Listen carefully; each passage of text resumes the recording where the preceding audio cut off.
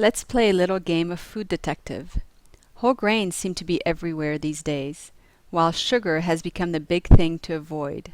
Follow along as we find out where whole grains really are and where sugar is hiding. Whole grains are everywhere. That's what food manufacturers would like us to believe, especially since the 2010 dietary guidelines recommend replacing refined grains with whole grains and consuming at least half of all grains as whole grains. You've probably seen claims on food labels such as "made with whole grains." Many bread products will proudly advertise cracked wheat or other fancy names as ingredients. In addition, if the bread is brown in color, it must be made with whole grains, right? To top it all off, the ingredient list has wheat written in it, not white. While whole grain goodness is advertised everywhere, the different taste and texture of whole grains can make products a harder sell. So are whole grains really all around us? Considering that 9 out of 10 people don't meet whole grain recommendations of 3 servings per day, they might not be as popular in food as we're made to believe. Let's start with a quick definition of whole grain. It is the entire grain, seed, or kernel made from all 3 of the following: the bran, germ, and endosperm. A refined grain will usually have the bran and germ removed, both of which contain important nutrients. A frequent claim on nutrition labels is that a product is made with whole grains. These claims will omit to mention that there might be very little whole grain in the whole product, and most of it actually comes from refined grains. Of course, many healthy-sounding grains may be listed to fool us further. Bread made from refined white flour can be made to look like whole grain bread with a little bit of brown coloring. So don't rely on color of the bread alone when choosing a whole grain bread. Even when consumers turn to the ingredient list, they may find the word wheat in it.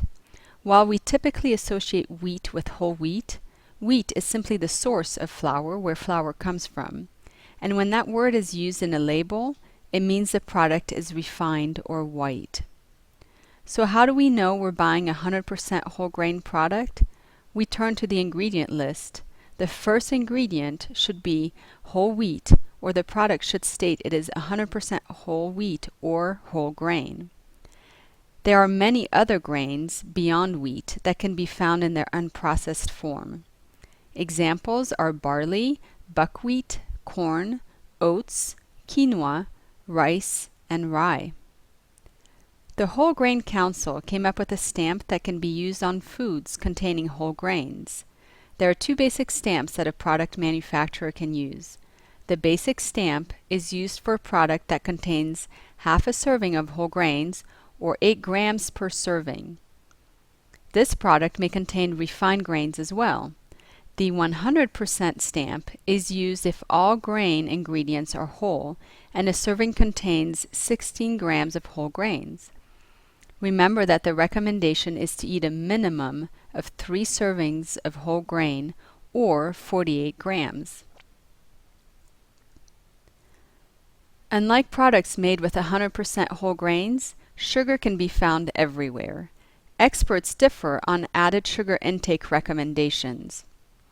Added sugars are sugars added during the processing and preparation of a food. Foods can also contain naturally occurring sugars.